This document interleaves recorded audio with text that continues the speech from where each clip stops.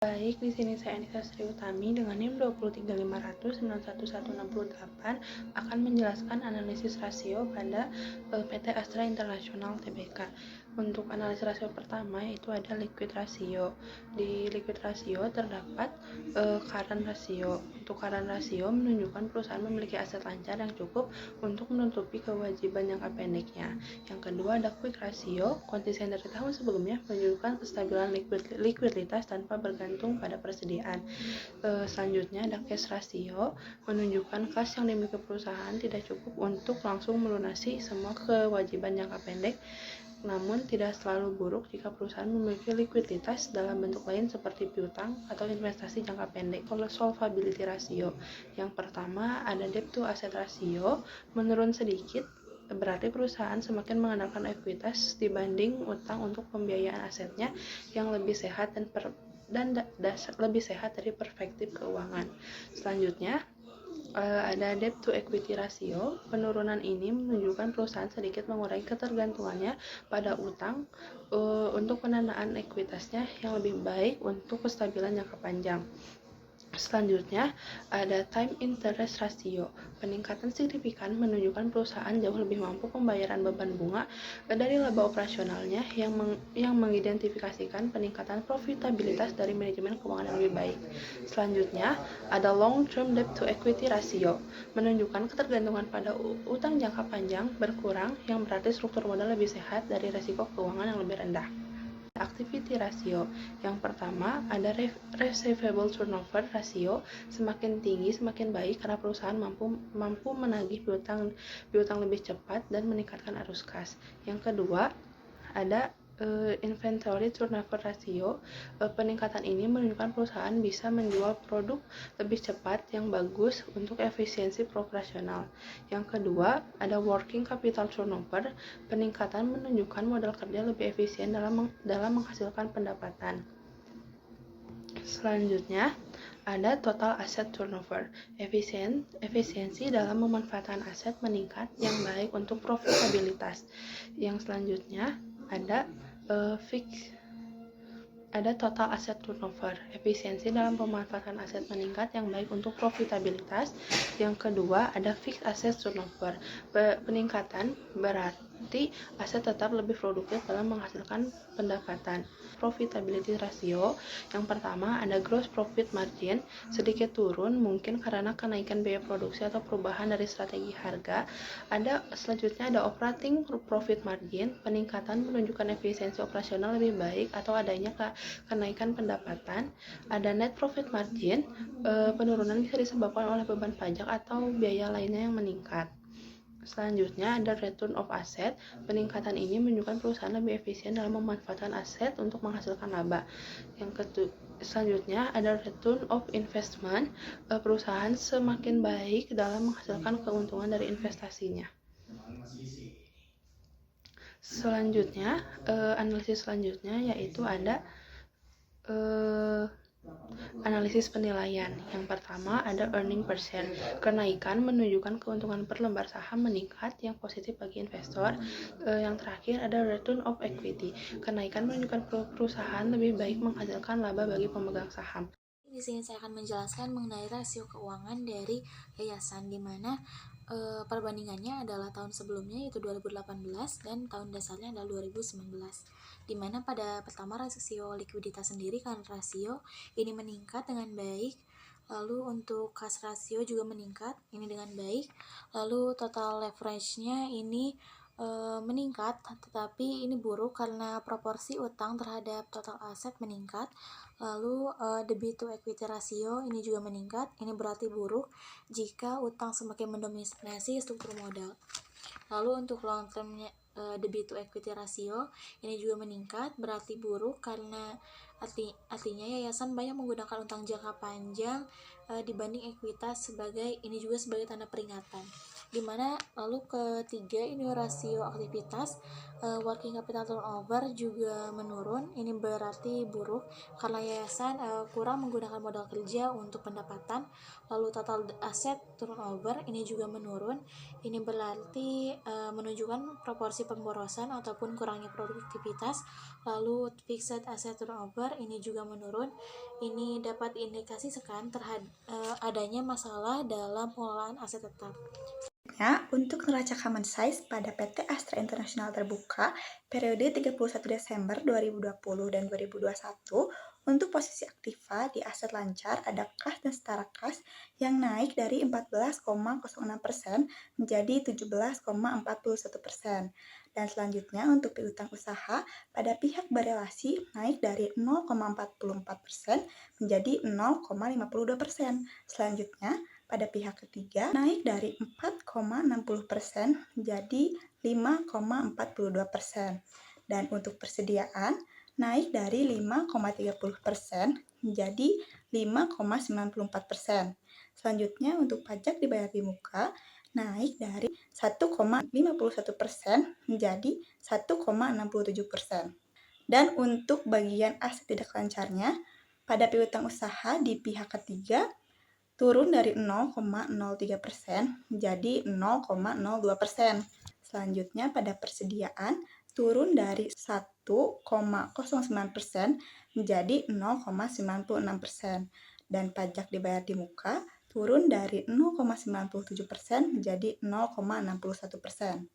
Selanjutnya pada posisi pasifa untuk liabilitas jangka pendek di utang usahanya pada pihak berelasi naik dari 0,81% menjadi 1,28%.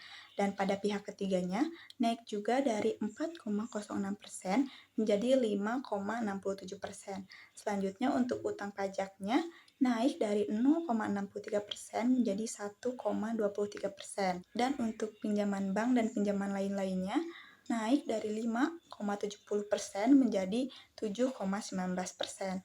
Selanjutnya untuk liabilitas jangka panjang pada pinjaman bank dan pinjaman lain-lainnya turun dari 9,10% menjadi 6,96%. Serta pada ekuitas, modal yang ditempatkan dan disetor penuh turun dari 0,60% menjadi 0,55%. Saya akan menjelaskan mengenai analisis common size pada laporan laba rugi PT Astra International Tbk. Yang dapat kita lihat bahwasanya pendapatan bersih itu 100% sebagai dasar perhitungannya. Dan beban pokok pendapatannya itu melakukan peningkatan sebesar 77,85% menjadi 78,14%. Dan margin laba brutonya mengalami penurunan. Laba bruto tetap stabil yaitu 22,15% menjadi 21,86%. Biaya keuangannya turun menjadi 1,05% menjadi 0,97%. Itu mengefisiensikan beban bunga.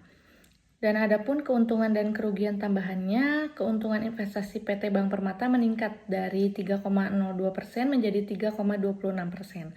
Bagian hasil Ventura dan entitas asosiasi menjadi naik, yaitu kontribusi dari investasi strategis. Laba sebelum pajaknya meningkat dari 2,42% menjadi 3,86%, itu adanya pertumbuhan positif.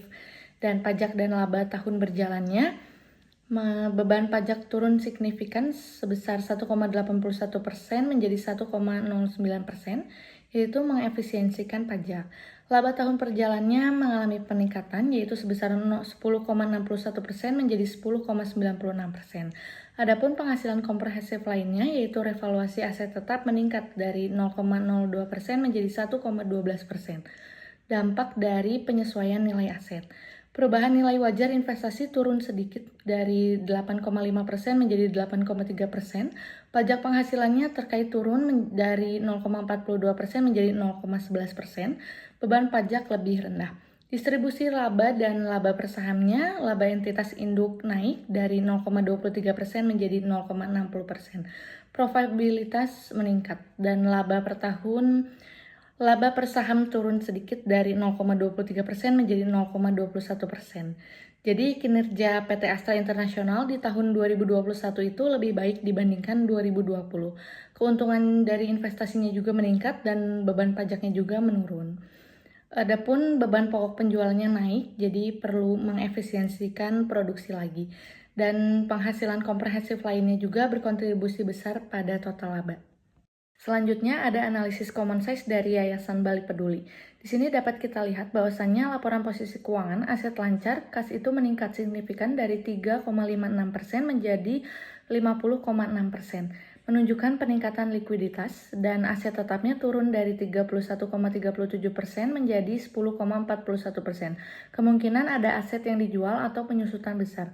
Liabilitas dan aset bersih, utang meningkat dari 2,54% menjadi 9,62%, perlu diperhatikan agar tidak mengganggu dan juga keberlanjutan yayasan.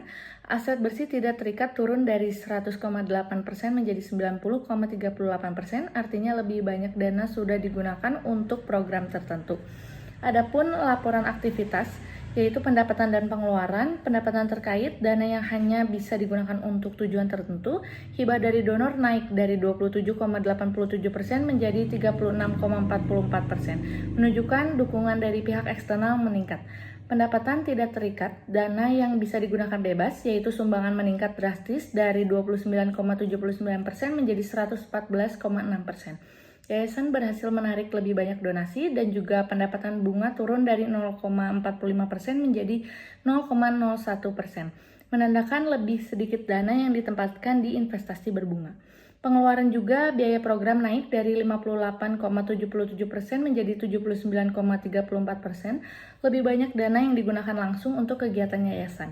Adapun pengeluaran administrasinya turun dari 40,59% menjadi 25,59%, menunjukkan bahwa efisiensi operasional yang lebih baik. Laporan posisi keuangan indeks PT Astra pada tahun 2020 dan tahun 2021.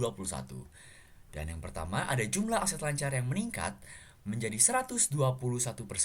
Hal ini dinilai positif karena meningkatkan aset liquid dari perusahaan yang bisa dimanfaatkan menjadi utang jangka pendek. Dan selanjutnya ada jumlah aset tidak lancar yang menurun menjadi 99%.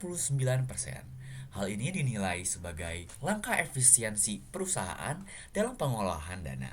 Dan jumlah aset menurun menjadi 92% yang dinilai kurang baik karena berkurangnya pertumbuhan perusahaan. Lalu selanjutnya ada jumlah liabilitas yang naik menjadi 106%. Hal ini dinilai baik karena demi produktivitas perusahaan dan meningkatnya perusahaan. Dan selanjutnya ada jumlah ekuitas dan liabilitas yang naik menjadi 109%.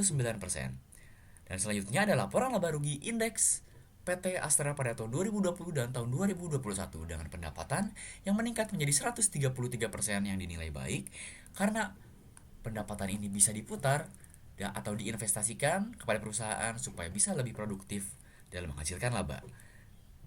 Lalu pengeluarannya pada tahun 2021 mengurang menjadi 94% dan ini dinilai baik karena perusahaan berhasil mengefisiensikan dana yang ada. Dan laba akhir tahun meningkat menjadi 136% dan ini dinilai baik karena perusahaan secara laba bisa bertumbuh. Dengan begitu, laba yang sudah didapat bisa diputarkan kembali supaya bisa menghasilkan produktivitas yang lebih baik lagi. Keuangan neraca Yayasan Bali Peduli. Yang pertama, ada jumlah aset lancar yang meningkat sebesar 341%, yang ini dinilai baik karena meningkatkan aset liquid dari perusahaan. Dan yang kedua, ada jumlah aset tidak lancar yang menurun menjadi 55,37%. Dengan ini, jumlah aset tidak lancar, diantaranya ada aset tetap, berkurang di dalam perusahaan. Lalu selanjutnya ada jumlah liabilitas yang naik menjadi 302,1%, dan ini dinilai bisa meningkatkan produktivitas perusahaan. Dan yang terakhir ada jumlah aset bersih yang meningkat menjadi 216%. Nah ini bisa diasumsikan sebagai hal yang positif karena bisa diputar lagi dengan investasi yang bisa meningkatkan produktivitas perusahaan. Lalu selanjutnya ada laporan indeks aktivitas terikat dengan jumlah pendapatan dan penghasilan yang pada tahun 2019 menurun menjadi 23%. dengan jumlah pengeluaran juga menurun menjadi 23%. Dan aset bersih akhir tahunnya pada tahun 2018 dan tahun 2019 bernilai sama. Lalu selanjutnya ada laporan indeks laporan aktivitas tak terikat Yayasan Bali Peduli pada tahun 2018 dan tahun 2019. Dengan jumlah pendapatan dan penghasilan meningkat menjadi 148% yang dinilai positif karena bisa meningkatkan dana perusahaan yang bisa diputarkan kembali atau diinvestasikan menjadi produktivitas perusahaan. Dengan jumlah pengeluaran menjadi 117% dari tahun 2018 dan aset bersih akhir tahun meningkat menjadi 110%.